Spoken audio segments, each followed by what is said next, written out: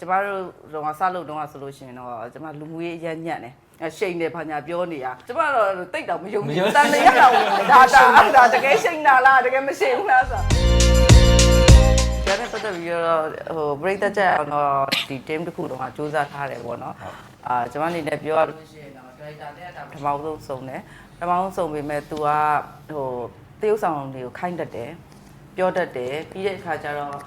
character တစ်ခုချင်းစီကိုရင်ထဲထည့်နိုင်အောင်လို့ကိုပြောနိုင်တယ်ပေါ့နော်ဒါ director တယောက်ရဲ့အရေးချင်းမှာပြီးတော့ဝေလာကြီးဆိုလို့ရှိရင်လည်းကျွန်မအနေနဲ့သူ့ရဲ့ပရိသတ်တို့တောင်ပြောလို့ရတယ်အဲ့ဒီချိန်တော့ကျတော့သူကဒီဟိုမြမအတန်မှာကာလာနေရနော်အဲ့ဟာလေးအစုံဟိုပြီးကျွန်မအစအဆုံးထိုင်ကြည့်ရဲအဲ့ဒီကောင်ဟို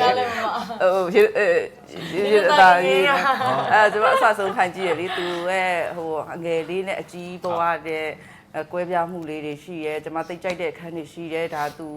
မိုးရွာထဲမှာသွားပြီးတော့တကားခောက်ခန်းတဲ့အခန်းဆိုလို့ရှိရင်ကျွန်မသိကြိုက်တယ်ပေါ့နော်ဒီကလေးကိုဆိုလို့ရှိရင်လည်းကျွန်မအမြဲတမ်းကြည့်နေရတယ်သဘောကျတယ်ပေါ့ချာလီဆိုလို့ရှိရင်လည်းအင်တာဗျူးမှာကျွန်မတို့ဟိုဒီဟိုဟာပေါ့ကရောဝဲမှာတော့ပြောပါတယ်သူကြိုက်သူရိုက်တဲ့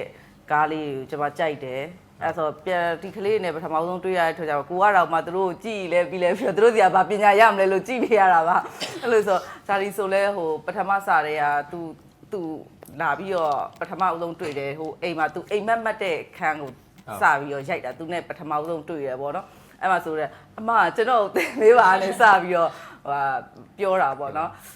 သူကလိုချင်တဲ့စိတ်ရှိရဲသူမှာအမြဲတမ်းသူဘာဟိုသူဟိုလေ့လာတဲ့စိတ်ရှိရဲအမြဲအကြီးရနဲ့တွေ့လို့ရှိရင်လည်းပဲစကားပြောတာလေးကတကယ်ဟိုချာလီကရင်ကြီးတယ်ပေါ့နော်ကျမအရန်သဘောကျတယ်ကျမတို့တော့စလို့တော့ဆိုလို့ရှိရင်တော့ကျမလူမှုရေးအရညံ့တယ်အကြီးတွေကို